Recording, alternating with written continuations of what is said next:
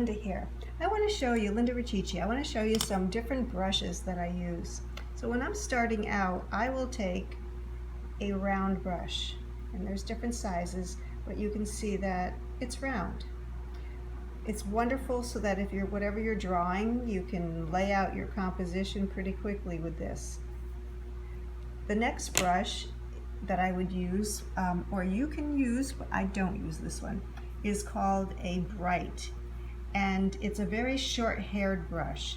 And it's great because of the short hair that you can scrub it in, so you can really press hard and get a lot of control over getting the color down into the canvas.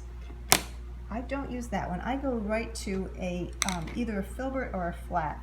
And so the filbert, you can see, is a little bit more angled, rounded. And then the flat is a little more angled. That'll give you a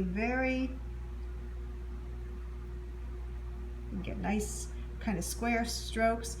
And then the great thing about a flat is that if you do need to redraw, you can get some nice lines with this flat, so you can draw easily with that. Filbert's nice because if you already have something down and you want to just put a little bit of color on top of it without moving that too much, you can do that with a filbert.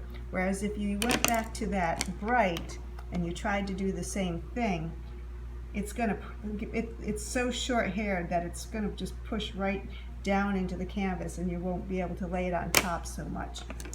These Grey Matters brushes that I'm using are all synthetic, so no animals are being used to make these brushes. This is called a dagger brush, and this one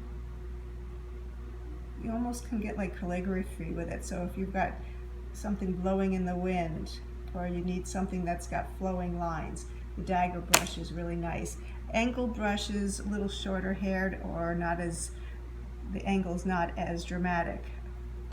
Then we have a fan brush, and these are great if you have areas you want to blend together quickly.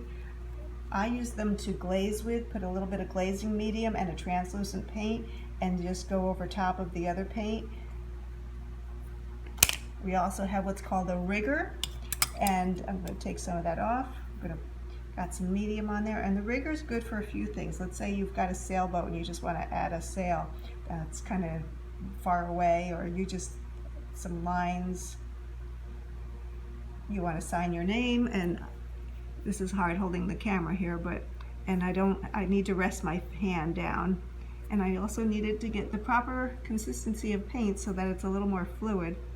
Anyway, you get the idea that with all those things going for you, which are not going for me now, you can sign your name. And I normally wouldn't make it so heavy, I would make it a lot thinner. So that's a rigger brush. And all these brushes, especially the Grey Matters, I have a set that is Grey Matters that I picked out that I love, that I promote in my workshops.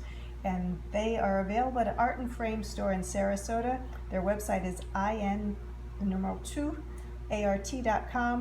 If you call them, you can get the Linda Riccici set, which will give you exact brushes that I love for the workshops. So any questions, let me know. Bye.